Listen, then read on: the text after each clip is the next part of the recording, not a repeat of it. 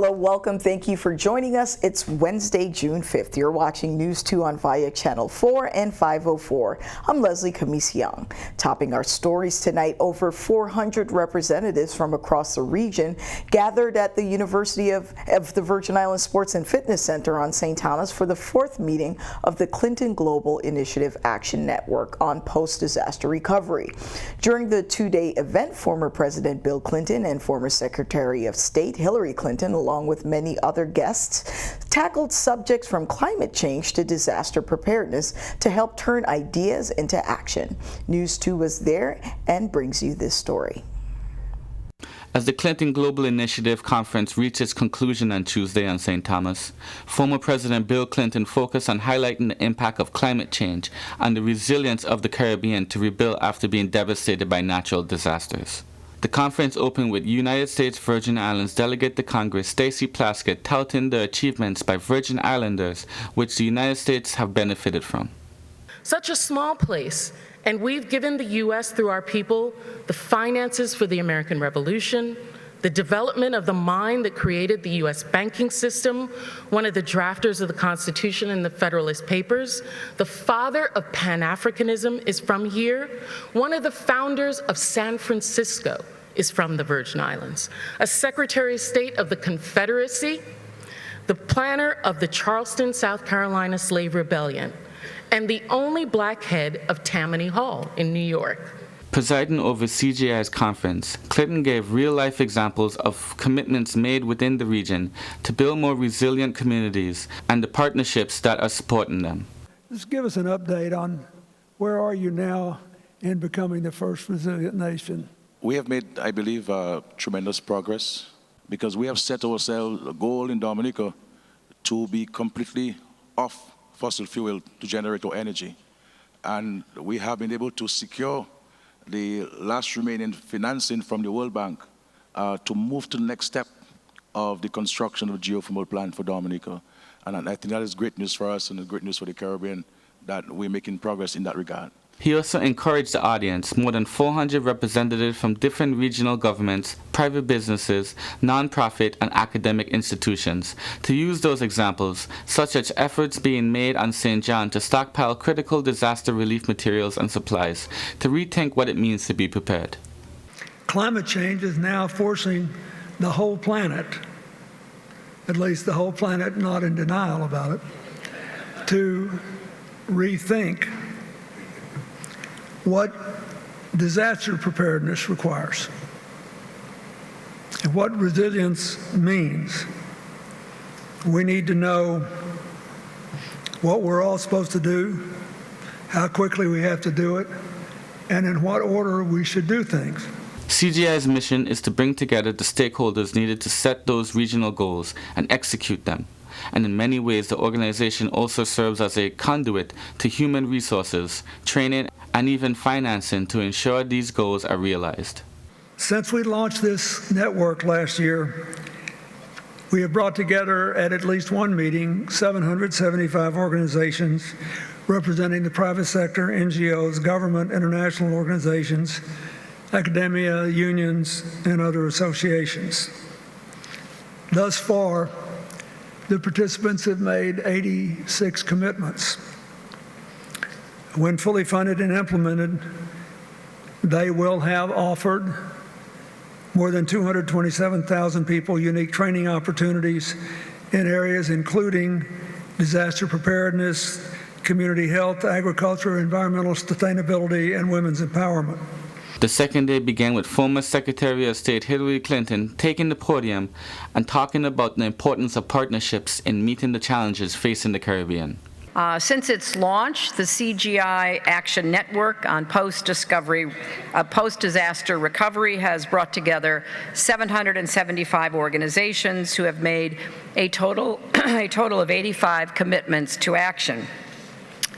Well, we are now 4 days into the 2019 hurricane season, and much of the work and many of the lessons that have been learned over the past several years, we hope, will better equip particularly islands like these, to prepare for the storms and to be building in long-term resiliency. Other subjects touched on range from unleashing small business growth to being leaders on the front line of climate change. Former President Bill Clinton announced plans to return sometime during the first quarter of next year to check on the progress. For News 2, this is James Gardner. Governor Albert Bryan Jr. took part in an important conversation at the Clinton Global Initiative.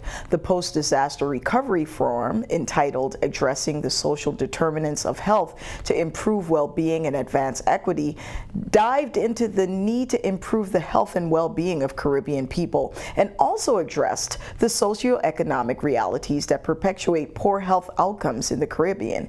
Stephanie Brown has more on this. According to data collected by the Clinton Global Initiative Action Network, the Caribbean region faces growing rates of chronic and infectious diseases, with poor and marginalized people facing the heaviest burdens.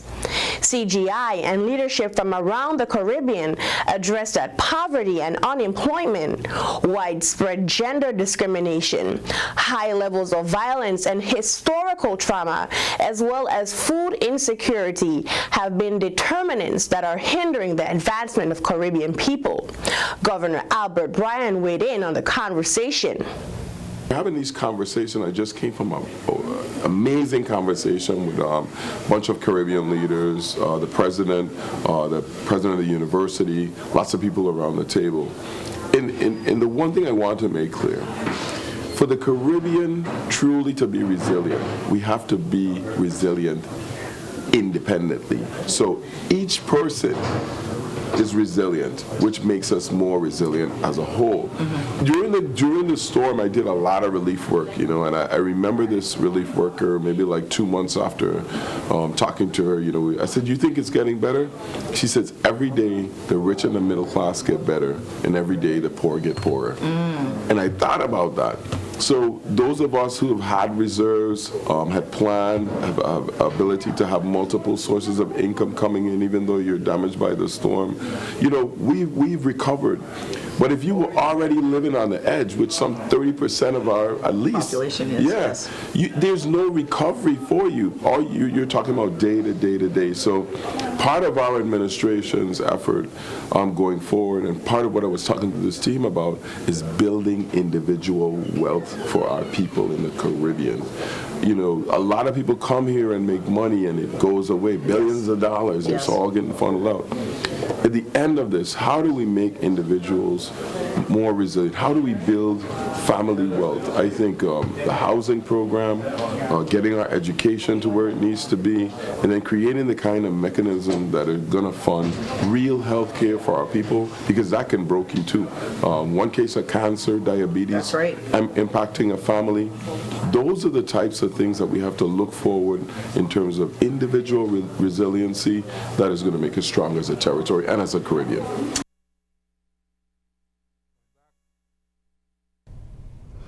We'll have my full interview with Governor Bryan on our News 2 Facebook page.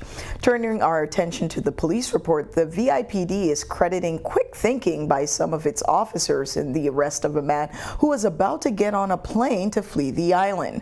On June 2nd, Sunday, around 12:30 p.m., officers were sent to the Wanganui Hospital, where they made contact with a black male individual who had sustained a gunshot wound. Now, the victim told police officers that he was in his house when the suspect, John Lindquist, shot him in the knee. Officers then received information that the 47-year-old suspect was on his way to the airport to catch a flight. Lindquist was apprehended while boarding on the tarmac at the Henry Wilson Airport on St. Croix. He was arrested and charged with assault, third-degree, unauthorized possession of a firearm during the crime of violence, and reckless endangerment. His bail was set at $50,000. Police are also still looking for a man wanted in connection to a robbery in December. Abijah Isaac is wanted for questioning for the armed robbery that occurred in December 2018 in Christiansted. The 22-year-old person of interest is a black male, 5 foot 9 inches tall, weighs about 160 pounds, has black hair, brown eyes, brown complexion, with a slim build and a short haircut. Police are warning the community that Isaac is possibly armed and dangerous. The Criminal Investigation Bureau is investigating this crime. If you come in contact with Abijah Isaac, you are urged to call 911 or the Criminal Investigation Bureau tip line at 469-475-3875 or 340-778-2211. You can also call Crime Stoppers USVI at 1-800-222-TIPS. Coming up next, what the $19 billion disaster relief bill means for the Virgin Islands, plus what you can expect from Pride Month events on St. Thomas. We'll be right back.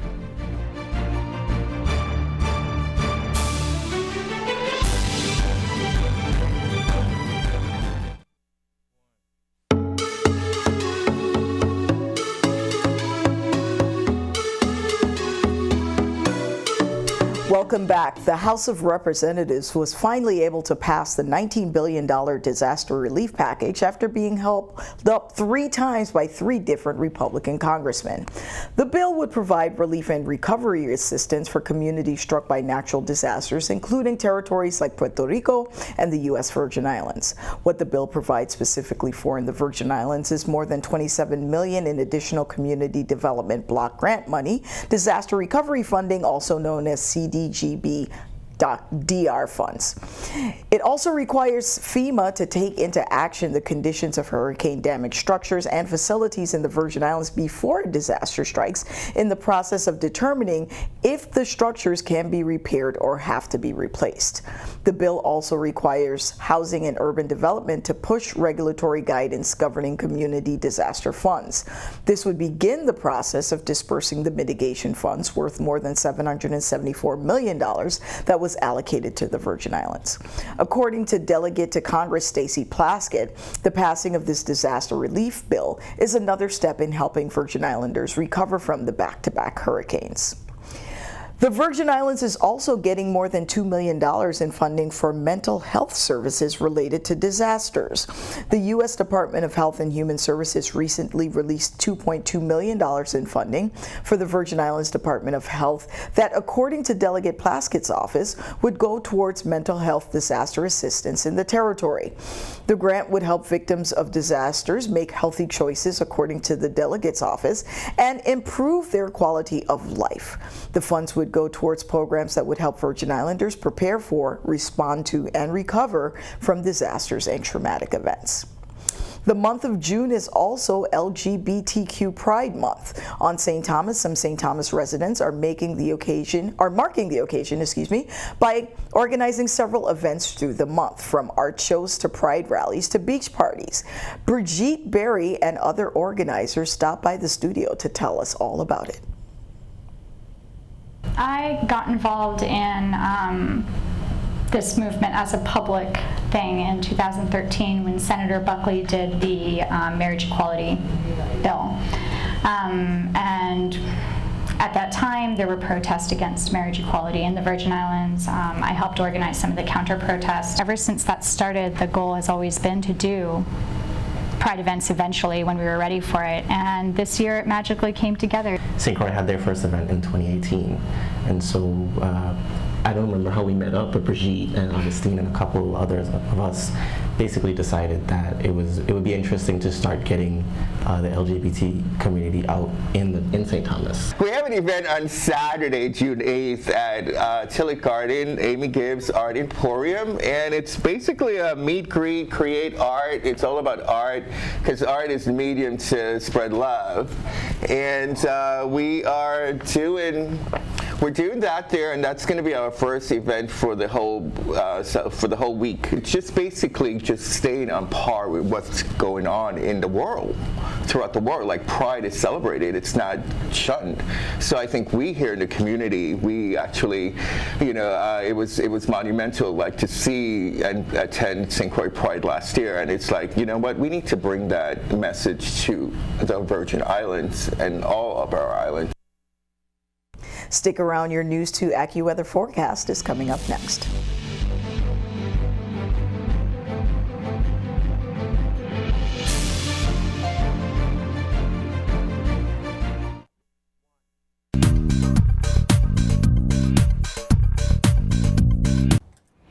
Good evening. As we head through tonight, not going to be too much in the way of wet weather. We do have some moisture available to us across the Caribbean, but no big systems going to be igniting any heavier downpours for the Virgin Islands nor Puerto Rico. I want to point out a few features across the Atlantic. We have a low pressure system to our north there. That's going to continue to disrupt our trade flow, so trades shouldn't be too aggressive for tonight or even into tomorrow. Taking a closer look, just some very spotty cloud activity. Notice from the south there we have some moisture streaming into the leewards as well as windwards, and that's going to be the best bet for moisture across the region as a whole at this point in time. So tonight, a shower or two, not a washout, dropping down to 78. Tomorrow, topping off at 86 in St. John, some spotty showers available. Also looking just a few showers in St. Thomas in the upper 80s for your Thursday, and topping off at 87 in St. Croix with partly sunny skies and showers embedded throughout the day.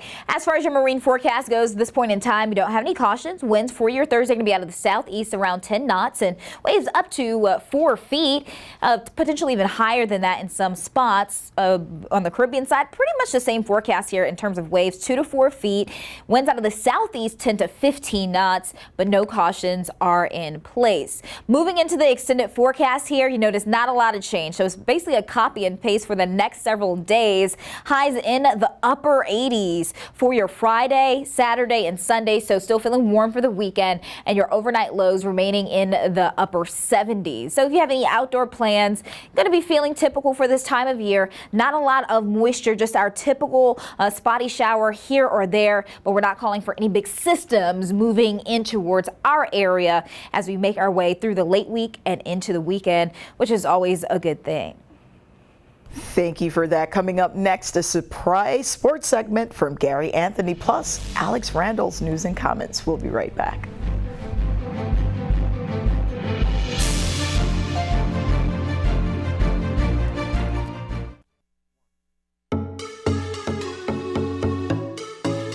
You're watching News 2. This is Alex Randall with news and comment. We have a new judge for the district court. President Trump has nominated Superior Court Judge Robert Malloy. Malloy is a local guy, clerked for Judge Raymond Finch in the district court. He went to college at Hampton University, has a law degree from American University, Washington College of Law, and a master's degree in business administration from the same university. Delegate to Congress Stacey Plaskett says she is happy. She has known Judge Malloy a long time and endorses his nomination. Hurricane season has started. First date was Saturday, June 1st. The meteorologists are always hesitant to make firm predictions this early in the season. However, they're saying normal or slightly below normal is the current prediction. National Oceanic and Atmospheric Administration says there is a 40% chance of a normal season. That would mean 9 to 15 storms, 4 to 8 could become hurricanes, 2 to 4 could become major storms, but who knows? All it takes is one here to make a big mess. The forecasters are calling for an above average rainfall season. That is good news. My cistern's empty. The governor was busy signing legislation. One bill limits the resale of taxi medallions to veterans only.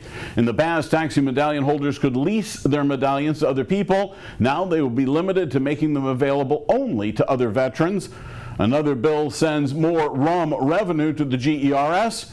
And there's a bill signed into law that mandates that all semi-autonomous agencies put their budget data online.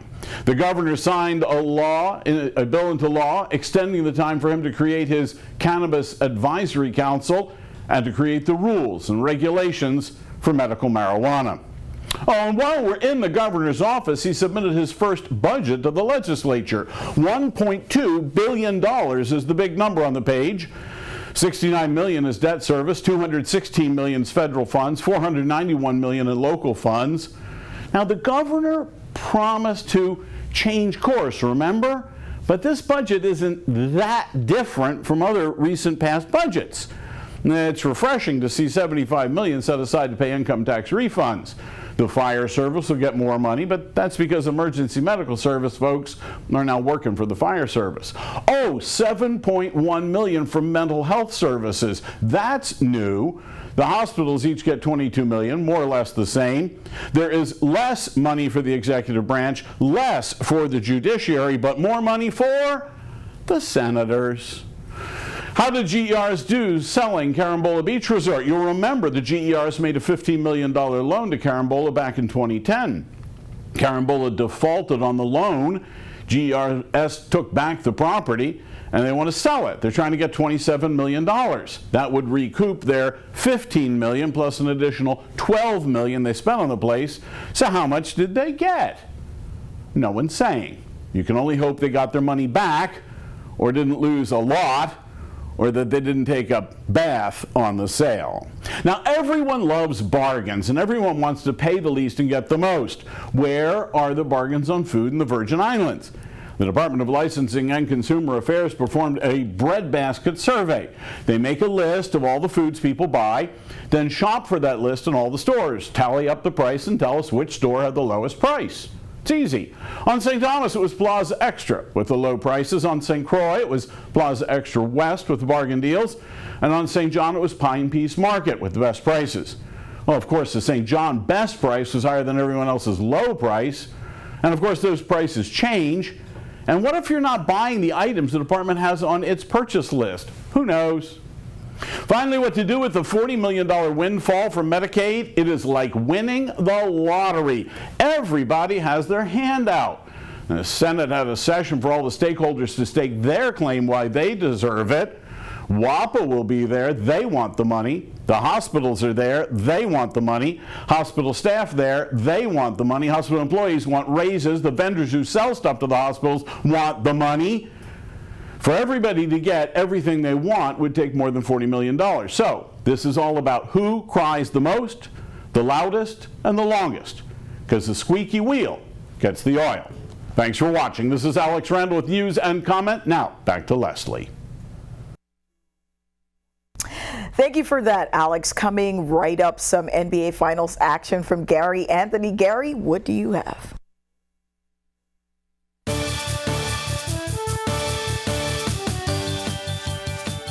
I'm Gary Anthony, and this is NEWS2 Sports.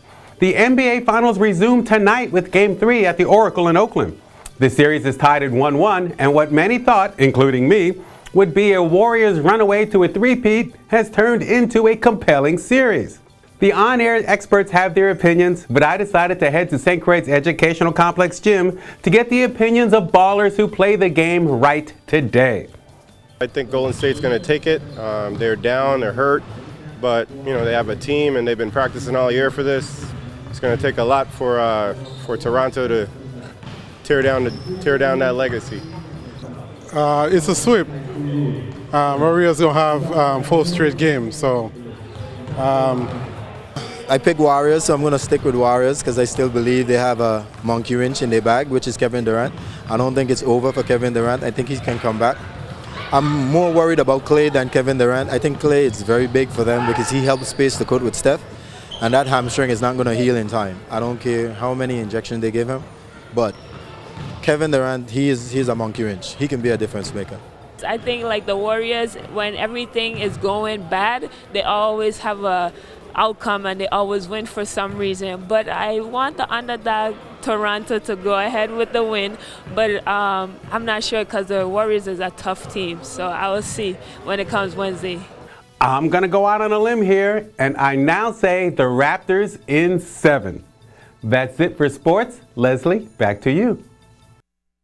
Thank you for that, Gary, and that's it for our show tonight. We're live on Facebook and YouTube and on via Channel 4 and 504 on Monday, Wednesdays, and Fridays, both 7 p.m. and 11 p.m. Follow us on social media, tag us on any stories you want to see on the news, or send us a message on Messenger. You can also email us at newsdirector@tv2.vi. Thanks again for joining us on News 2. I'm Leslie Camisiang, and we'll see you next time.